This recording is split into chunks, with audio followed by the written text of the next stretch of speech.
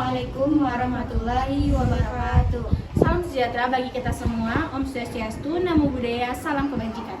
Perkenalkan, kami dari kelompok 4 yang beranggotakan saya sendiri, Friska Melina, dan rekan saya. Dan saya Azhara Olivia dari Fakultas FK Prodi Pendidikan Ekonomi.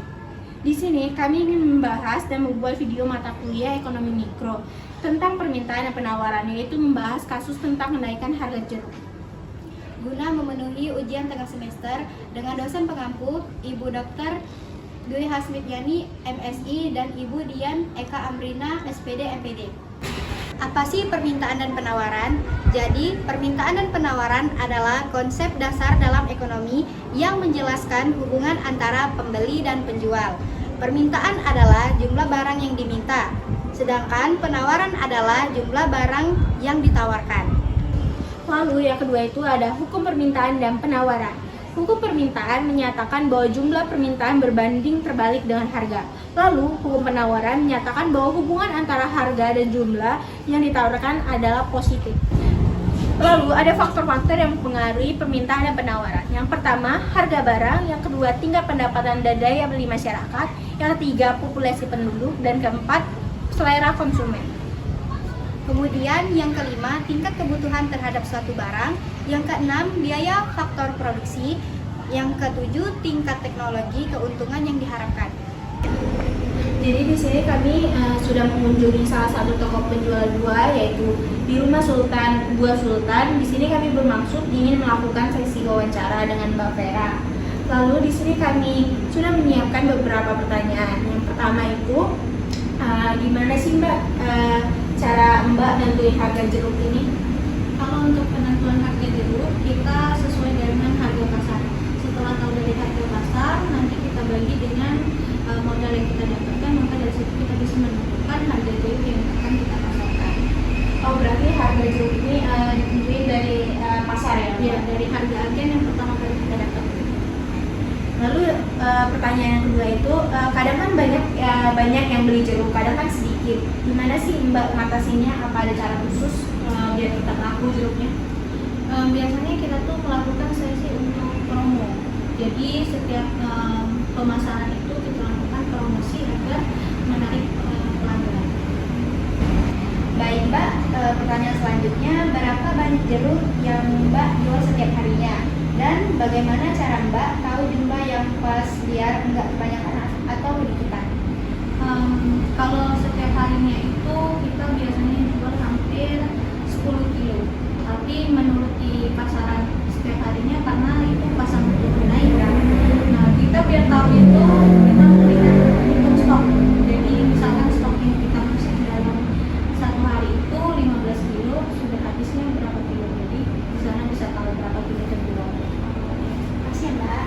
Jadi di sini ada contoh soal dari fungsi perhitungan permintaan. Pada tanggal 28 Februari, Baitul memberi jeruk di toko Buderia sebanyak 4 kilo dengan harga 40.000 per kilonya. Pada keesokan harinya, tanggal 1 Maret, Baitul membeli jeruk di toko Buderia sebanyak 5 kilo dengan harga 35.000 per kilonya. Pertanyaannya itu, berapakah fungsi permintaannya? Cara penyelesaiannya itu, yang pertama, diketahui Q1-nya itu 4, P1-nya 40.000, dan Q2-nya 5, dan P-nya 35.000. Jadi kita masukin dulu Q1-nya itu 4 kilo, dan Q2-nya itu 5 kilo, dan P1 dan P2-nya itu harganya. Dan kita masukin rumusnya dan ditanyanya berapa fungsi permintaannya. Cara menjawabnya, kita masukin rumusnya Q dikurang Q1 per Q2 dikurang Q1 sama dengan P dikurang P1 per P2 dikurang P1. Terus kita masukin Q dikurang 4 per 5 dikurang 4 sama dengan P dikurang 40 per 35 dikurang 40 Jadi kan tadi kan Q-nya itu Q1-nya itu kan 4 kan, kita masukin 4, lalu Q2-nya itu 5 dan Q1-nya itu 4, dapatlah jadinya Q dikurang 4 per 5 dikurang 4 sama dengan, yaitu P-nya tadi kan, P1-nya tadi kan 40, kita masukin 40.000 per P2-nya itu tadi 25.000 dikurang P1 40.000. Lalu Q4 dikurang 1 sama dengan P dikurang 40 per min 5.000. Jadi kan ya tadi kan 35 dikurang 40 itu hasilnya min 5.000. Lalu selanjutnya itu 20.000 dikurang 5.000 Q sama dengan P min dikurang 40.000. Lalu pindah ruas, jadinya min 5.000 min 5.000 Q sama dengan P dikurang 40.000 dikurang 20.000. Ini min 5.000 nya turun lagi ke bawah, min 5.000 Q sama dengan P dikurang 60.000. Jadi kan tinggal luas kan, jadinya 40 itu ditambah 20 itu jadinya hasilnya 60.000. Q sama dengan P dikurang 60.000 per 5.000 itu hasilnya Q sama dengan 12 dikurang 0,02 P. Jadi diketahui Q1 sama dengan 3, yakni 3Q. Q2 sama dengan 5 kg tadi. P1 sama dengan 40.000 dan P2 sama dengan 60.000 yang bawah tadi.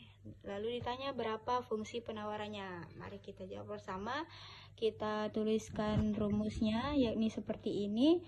Q1 dikurang Q dikurang Q1 per Q2 dikurang Q1 sama dengan P dikurang P1 per P2 dikurang P1. Kemudian soal tadi kita turunkan dalam hurufnya. Q dikurang 3 per 5 dikurang 3 sama dengan P dikurang 40.000 per 60.000 dikurang 40.000.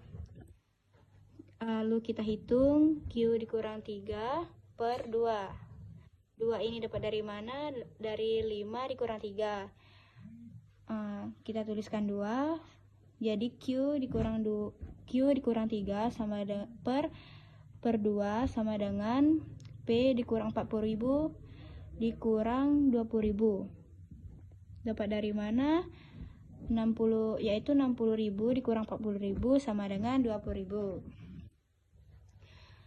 Lalu kita hitung silang dan dapatlah seperti ini. 20.000 Q dikurang 60.000 sama dengan 2P dikurang 80. Kemudian 20 turun ke bawah sama dengan 2P dikurang 80.000 ditambah 60.000. Yang min 60.000 di atas itu pindah ruas ke kanan jadi plus, jadi 60.000.